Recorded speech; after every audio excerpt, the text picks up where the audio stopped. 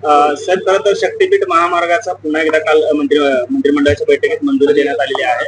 खरं तर हा जी आर यापूर्वी रचनी किंवा याला स्थगिती दिलेली होती, पुन्हा हे वर काढण्यात आलेलं आहे. निवडणुकीपुरतं हे आश्वासन आहे का?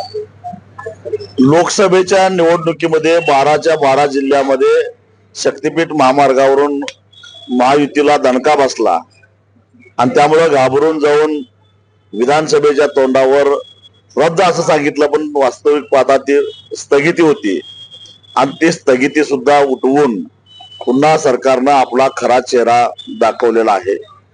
मुळामध्ये वित्त विभागाचं तरी सरकारनं ऐकायला पाहिजे होतं. आज सरकारचाच वित्त विभाग म्हणतो की 20,000 कोटी रुपयाचं कर्ज काढणार आहात, त्या कर्जाचं दायित्व सरकारला घ्यावं लागणार आहे आणि राज्याची तशी स्थिती नाही आहे. हे जे कर्ज आहे ते सर्वसाधारणपणे 5.5% सरकार बाजारातून कर्ज उभा करत असतं, पण हे कर्ज मात्र हुडकोकडून 8.85% व्याजानं उभा करायला लागलेला आहे. म्हणजे 2-3% जास्त दरानं कर्ज काढायचं, राज्यावर अजून बोजा टाकायचा. कशासाठी काढायचा आहे, कारण काय आहे? आणि आता राज्याचं कर्ज काढण्याची क्षमता सुद्धा संपत आली आहे, मर्यादा संपत आलेल्या आहे. अचानक जर काही घडलं, काही आपत्ती आली तर राज्याला काहीच करता येणार नाही. शक्तीपीठ तयार करणं ही आपत्तीची गोष्ट आहे का? केलंच पाहिजे असं आहे का? मग एवढा अट्टहास का? माझा देवेंद्रजींना एक सल्ला आहे, त्यांनीच कधीतरी एकदा एक पुस्तक लिहिलं होतं, महाराष्ट्राचा अर्थसंकल्प कसा वाचावा. मला वाटतं की त्यांनीच पुन्हा आता सवडीनं ते पुस्तक पुन्हा वाचावं आणि मग हे अर्थशास्त्रात कसं बसतं, आर्थिक शिस्तीमध्ये कसं बसतं, हे अत्यंत हुशार आणि अभ्यासू असणाऱ्या देवेंद्रजींनी महाराष्ट्राला समजावून सांगावं. भूसंपादन करण्यासाठी आलेल्या अधिकाऱ्यांना शेतकरी विरोध करताय, तरी देखील याचा विरोध करत असताना शेतकऱ्यांना ताब्यात देखील पोलिस घेतात. खरं तर ही दडपशाही आहे. एका बाजूला या शक्तीपीठाच्या माध्यमातून 50,000 कोटीचा भ्रष्टाचार होणार आहे, घोटाळा होणार आहे आणि या 50,000 कोटीतला मलिदा आपल्याला मिळावा म्हणून एकापेक्षा एक त्याचं समर्थन करायला पुढे आलेले आहेत. एक शेतकरी एकाकी लढालेला आहे, परंतु महाराष्ट्रातली सर्वसामान्य जनता शेतकऱ्यांच्या बाजूला आहे, माध्यम शेतकऱ्यांच्या बाजूला आहेत. कारण शेतकऱ्यांच्यावर होणारा अन्याय बघता गेले 2 दिवस झालं शेतकरी जीवावर उदार होऊन लढायला लागलेला आहे. अक्षरशः कलेक्टरचं पाय धरतायत, पोलिसांचे पाय धरतायत, पण या पत्तर देऊन लोकांना पाजर फुटायला तयार नाही. त्याचं कारण या 50,000 कोटीतलं खरकट आपल्याही मिशीला लागलं पाहिजे ही भावना या शक्तीपीठाचं समर्थन करणाऱ्या प्रत्येकाची आहे. आणि त्यामुळं जो कोणी, कारण हे पूर्णपणे अव्यवहार्य आहे, खरोखरच राज्याची आर्थिक स्थिती नाही आणि शक्तीपीठ करणं गरजेचंच होतं, तर मग राष्ट्रीय महामार्ग प्राधिकरणाकडे का रस्ता सोपवा नाही? किमान 30-32 कोटी तरी तो पूर्ण झाला असता. म्हणजे रस्ता गरजेचा आहे का नाही हा मुद्दा महत्वाचा नाहीच आहे. या रस्त्याच्या माध्यमातून 50,000 कोटी रुपये कसे हाणता येतील हेच कारस्थान याच्या पाठीमागचं आहे आणि बिनदिक्कतपणे शेतकऱ्यांचा बळी दिला जातोय. या निर्णय प्रक्रियेमध्ये असणारे सगळेच याच्यामध्ये आहेत. विशेषतः जे आज विरोधकांच्यावर तुटून पडतायत, विरोध करणाऱ्यांच्यावर तुटून पडतायत आणि ते सगळेच याच्यामध्ये आहेत. आणि खरं तर बोट देवेंद्र फडणवीसांच्याकडे जात आहे, एकनाथ शिंदेच्याकडे जात आहे. त्यांनी त्याचा खुलासा केला पाहिजे असं माझं मत आहे. भाजपचे आमदार आहेत बबनराव लोणीकर, सोशल मीडियावर ट्रोल करणारे बोलताना असं म्हणतायत की तुमच्या माईचा पगार आणि बापाचं पेन्शन बबनराव लोणीकरने केलंय, तर नरेंद्र मोदींनी तुझ्या बापाला 6,000 रुपये पेरणीला दिले, तुझ्या अंगावरचे कपडे आणि पायातले बूट चप्पल सुद्धा सरकारनं दिले असं त्यांचं म्हणणं आहे. बबनराव लोणीकर एवढा माज बरा नव्हे आणि हिशेब काढायचा असेल तर तुमच्या गावात मी येतो का, पाराखाली घोंगडे टाकून हिशेबाला बसूया. मोदींनी काय काय दिले तेही काढतो. तुमच्या मोदीनं 400 रुपयाला मिळणारा DAP 2,000 पर्यंत नेऊन ठेवला. तुमच्या मोदीनं 50 रुपयाला मिळणारं पेट्रोल 105 रुपयावर नेऊन ठेवलं.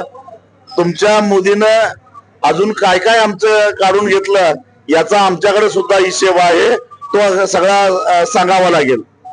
पण अशा प्रकारे एखाद्या लोकप्रतिनिधींनी अशी भाषा वापरणं म्हणजे चळवळीतला कार्यकर्ता कृषी मंत्री देखील अशा पद्धतीने, म्हणजे सत्तेचा माज कसा येतो याचं उत्तम उदाहरण आहे. मोदींनी हे दिलं ते दिलं असं सांगत असाल तर मोदींनी या महाराष्ट्राला दररोज 8 शेतकऱ्यांच्या आत्महत्या दिल्या. लोणीकर हेही सांगा, कारण मोदींच्या धोरणामुळेच या 8 शेतकऱ्यांच्या आत्महत्या होत आहेत हे लक्षात घ्या.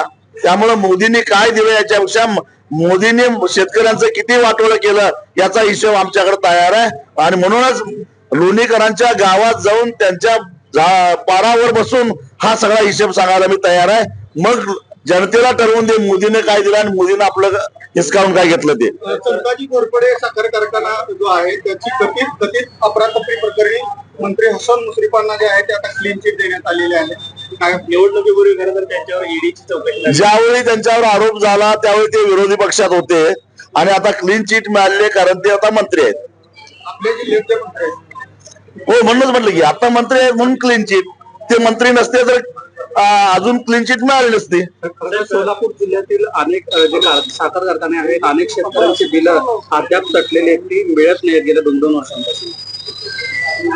खर तर साखर कारखानदारांच्यावर महसुली थकबाकीची नोटीस बजावून त्यांची मालमत्ता लिलावात काढून त्या पैशातून शेतकऱ्यांचे पैसे भागवण्याची ऊस दर नियंत्रण अध्यादेशामध्ये तरतूद असताना साखर आयुक्त RRCचे सर्टिफिकेट देतात, परंतु स्थानिक प्रशासनावर इथले स्थानिक लोकप्रतिनिधी दबाव आणून त्या अशा प्रकारचे लिलाव होऊन देत नाहीत आणि म्हणून शेतकऱ्यांचे पैसे मिळत नाहीत.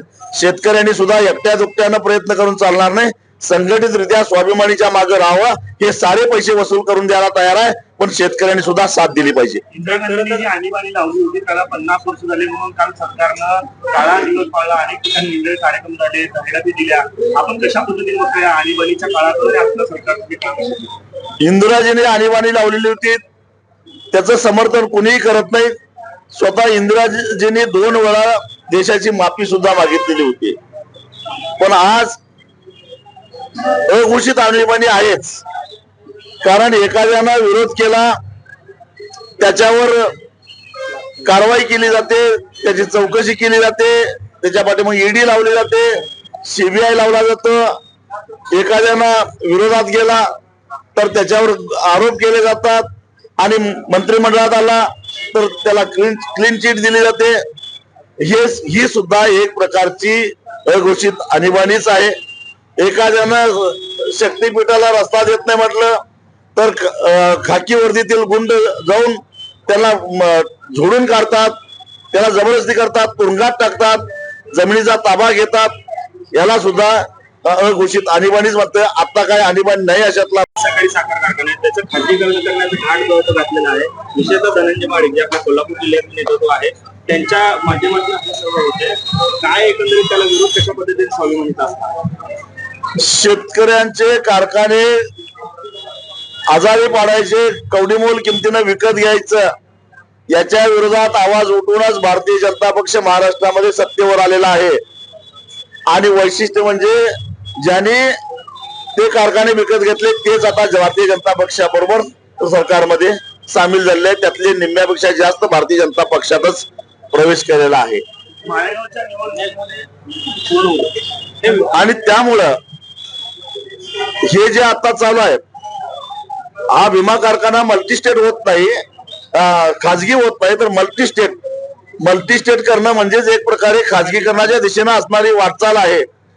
मला वाटतं की माझा सल्ला आहे भीमा कारखान्याच्या सभासदांनी ताकदीनं हा डाव हाणून पाडावा. महायुतीमध्ये जे आहे ते काही सद्य परिस्थिती दिसत नाही. प्रत्येकात जे आहे ते भांडण जे आहे ते पालकमंत्री पदावर नव्हते. आता त्यातच सुनील तटकरे जे आहेत ते जनतेतील मनातील पालकमंत्री आदिती तटकरे आहे असं त्यांनी वक्तव्य केलेलं आहे. कसं पाहताय महायुती? जनतेला काही देणं घेणं पडलेलं नाही आहे. मुळामध्ये पालकमंत्री पदासाठी भांडणं होतात याचं कारण प्रत्येक जिल्हा नियोजन मंडळाचं बजेट 500 ते 1000 कोटी रुपयाचं असतं आणि त्याची मिळणारी टक्केवारी यासाठी पालकमंत्री होण्यासाठी यांच्यामध्ये भांडणं आहेत.